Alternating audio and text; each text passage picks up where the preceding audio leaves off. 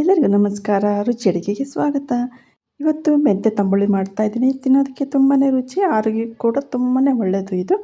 ಇದನ್ನು ಮಾಡೋದಕ್ಕೆ ಪ್ಯಾನಿಗೆ ಸ್ವಲ್ಪ ಎಣ್ಣೆ ಹಾಕ್ಕೊಳ್ಬೇಕು. ಇದು ಬಿಸಿ ಆದಮೇಲೆ ಅರ್ಧ ಸ್ಪೂನಷ್ಟು ಮೆಂತ್ಯಕಾಳು, ಅರ್ಧ ಸ್ಪೂನಷ್ಟು ಜೀರಿಗೆ, ಮೆಣಸಿನಕಾಳು 1/4 ಸ್ಪೂನಷ್ಟು ಇದನ್ನೆಲ್ಲ ಹಾಕ್ಕೊಂಡು ಫ್ರೈ ಮಾಡ್ಕೊಳ್ಬೇಕು. ಮತ್ತು ತುಂಬ ಹೊತ್ತು ಕೆಂಪಗಾಗೋವರೆಗೆ ಮಾಡ್ಕೊಳಕ್ಕೆ ಹೋಗಬಾರ್ದು. ಮೆಂತ್ಯಕಾಳು ತುಂಬ ಫ್ರೈ ಆಗಿಬಿಟ್ರೆ ಕಹಿ ಬಂದುಬಿಡುತ್ತೆ. ಹಾಗಾಗಿ ಸ್ವಲ್ಪ ಘಮ ಬಂದರೆ ಸಾಕು, ಸ್ವಲ್ಪ ಬೆಚ್ಚಗಾದರೆ ಸಾಕು. ಇದನ್ನು ಆಫ್ ಮಾಡಿಬಿಡಬೇಕು. ಬೇಗ ಫ್ರೈ ಆಗುತ್ತೆ ಇದು. ಇವಾಗ ಇಷ್ಟಾದರೆ ಸಾಕು. ಇದನ್ನು ಪ್ಲೇಟಿಗೆ ತೆಕ್ಕೊಂಬಿಡೋಣಂತೆ. ಇದರೊಳಗಡೆ 3 ಬ್ಯಾಡಗಿ ಮೆಣಸಿನ್ಕಾಯಿ ಹಾಕ್ಕೊಂಬಿಟ್ಟು ಫ್ರೈ ಮಾಡ್ಕೊಳ್ತಾ ಇದ್ದೀನಿ ನಾನು. ಇದು ಅಷ್ಟೇನು ಖಾರ ಇರೋದಿಲ್ಲ. ನೀವು ಬೇಕಿದ್ರೆ ಒಂದು ಕಡ್ಡಿ ಮೆಣಸಿನ್ಕಾಯಿ ಕೂಡ ಇದಕ್ಕೆ ಸೇರಿಸ್ಕೊಂಡು ಫ್ರೈ ಮಾಡ್ಕೊಳ್ಬೋದು. ಇವಾಗ ಇದು ಕೂಡ ಚೆನ್ನಾಗಿ ಫ್ರೈ ಆಗಿದೆ. ಇದನ್ನು ತಕ್ಕೊಂಬಿಡೋಣಂತೆ. ಜಾರಿಗೆ ನಾನು ಫ್ರೈ ಮಾಡ್ಕೊಂಡಿರೋ ಮೆಂತ್ಯಕಾಳು, ಜೀರಿಗೆ, ಮೆಣಸಿನಕಾಳು ಎಲ್ಲದನ್ನು ಹಾಕ್ಕೊಂಡಿದ್ದೀನಿ. ಇವಾಗ ಒಣಮೆಣಸಿನ್ಕಾಯಿನೂ ಕೂಡ ಹಾಕ್ಕೊಂಬಿಟ್ಟು ಒಂದ್ಸರಿ ಗ್ರೈಂಡ್ ಮಾಡ್ಕೊಂಬಿಡೋಣಂತೆ ಫಸ್ಟಿಗೆ. ಇವಾಗ ತರಿಯಾಗಿ ಪೌಡರ್ ಆಗಿದೆ ಇದು. ಇದಕ್ಕೆ ಸ್ವಲ್ಪ ತೆಂಗಿನಕಾಯಿನೂ ಕೂಡ ಸೇರಿಸ್ಕೊಂಡು ಪೌಡರ್ ಮಾಡ್ಕೊಂಡಿದ್ದೀನಿ. ಇವಾಗ ಇದಕ್ಕೆ ನೀರನ್ನ ಸೇರಿಸ್ಕೊಂಬಿಟ್ಟು ಇದನ್ನು ಚೆನ್ನಾಗಿ ನುಣ್ಣಗೆ ರುಬ್ಕೊಳ್ಬೇಕು. ಫಸ್ಟಿಗೆ ನೀರು ಸೇರಿಸ್ಕೊಂಬಿಟ್ರೆ ಕಾಯಿ ಮತ್ತು ಒಣಮೆಣಸಿನ್ಕಾಯಿ ಪೌಡ್ರ್ ಆಗೋದಿಲ್ಲ, ನುಣ್ಣಗೆ ಕೂಡ ಆಗೋದಿಲ್ಲ. ಹಾಗಾಗಿ ಈ ಥರ ಮಾಡಿದ್ರೆ ನಿಮಗೆ ಚೆನ್ನಾಗಿ ನುಣ್ಣಗೆ ಪೇಸ್ಟ್ ಸಿಗುತ್ತೆ. ಇವಾಗ ಒಂದು ಬೌಲಿಗೆ 1 ಕಪ್ಪಷ್ಟು ಮೊಸರು ಸೇರಿಸ್ತಾ ಇದ್ದೀನಿ, ಅಥವಾ ಮಜ್ಜಿಗೆ ಕೂಡ ಹಾಕ್ಕೊಳ್ಬೋದು ನೀವು.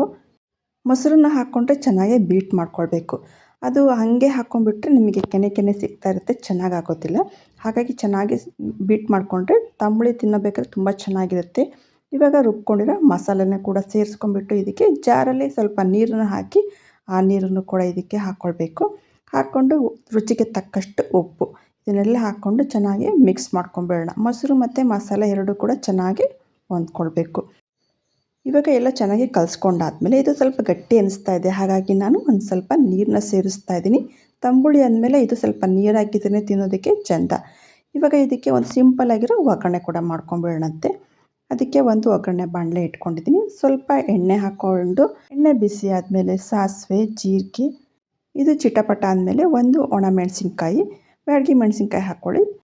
ಲಾಸ್ಟಲ್ಲಿ ಸ್ವಲ್ಪ ಇಂಗು ಇದನ್ನು ಹಾಕ್ಕೊಳ್ಳೋದ್ರಿಂದ ಒಳ್ಳೆ ಘಮ ಸಿಗುತ್ತೆ ನಿಮಗೆ ಊಟ ಮಾಡಬೇಕಾದ್ರೆ ಎಲ್ಲ. ಇದನ್ನು ಚೆನ್ನಾಗಿ ಫ್ರೈ ಮಾಡ್ಕೊಂಡಾದ್ಮೇಲೆ ಸ್ಟವ್ನ ಆಫ್ ಮಾಡಿಬಿಡೋಣಂತೆ. ಇದಾಗಿದೆ ಇವಾಗ. ಇಷ್ಟಾದರೆ ಸಾಕು. ಇವಾಗ ಮಾಡ್ಕೊಂಡಿರೋ ಒಗ್ಗರಣೆನ ತಂಬುಳಿಗೆ ಹಾಕ್ತಾಯಿದ್ದೀನಿ. ಹಾಕ್ಕೊಂಬಿಟ್ಟು ಚೆನ್ನಾಗಿ ಕಲಿಸ್ಕೊಂಡ್ರೆ ಆಯಿತು ಇದು. ಇದನ್ನು ಬಿಸಿ ಮಾಡಬೇಕು ಅಂತ ಏನಿಲ್ಲ. ಬಿಸಿ ಮಾಡಿಬಿಟ್ರೆ ತಂಬುಳಿ ಹೊಡೆದೋಗ್ಬಿಡುತ್ತೆ. ಯಾಕಂದರೆ ಮೊಸರು ಹಾಕಿರ್ತೀವಿ. ಇದನ್ನೆಲ್ಲ ಬಿಸಿ ಮಾಡಬಾರ್ದು, ಹೀಗೇ ತಿನ್ನಬೇಕು. ಇದು ಬಿಸಿಯನ್ನ ಜೊತೆ ಹಾಕ್ಕೊಂಡು ಒಂದು ಹಪ್ಪಳನ ಅಥವಾ ಸಂಡಿಗೆನ ಜೊತೆಗೆ ತಿಂತಾಯಿದ್ರೆ ಇದ್ರ ಮಜನೇ ಬೇರೆ. ಈ ರೆಸಿಪಿ ನಿಮಗೆ ಇಷ್ಟ ಆಗಿದ್ದರೆ ಶೇರ್ ಮಾಡಿ, ಲೈಕ್ ಮಾಡಿ, ಕಮೆಂಟ್ ಮಾಡಿ. ಹಾಗೆ ಹೊಸದಾಗಿ ನಮ್ಮ ಚಾನಲ್ ಯಾರೇ ನೋಡ್ತಿದ್ರೆ ಅವರೆಲ್ಲ ಸಬ್ಸ್ಕ್ರೈಬ್ ಮಾಡಿ. Thank you.